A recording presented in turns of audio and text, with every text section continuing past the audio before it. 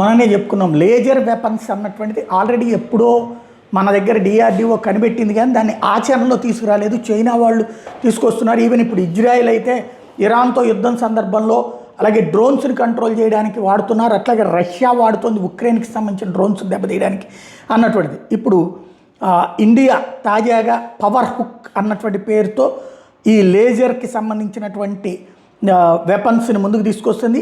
దీన్ని తయారు చేస్తున్నది మన హైదరాబాద్ బేస్డ్గా ఉన్నటువంటి Apollo micro systems.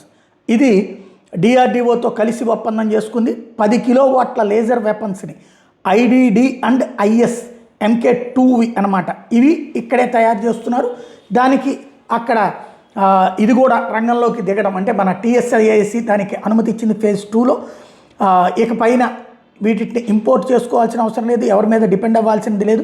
Pure made in ఇండియాలోనే మన శక్తి కనబడుతుంది. ఆత్మనిర్భర్ భారత్లో భాగంగా ఇది యాక్సెప్ట్ అయింది.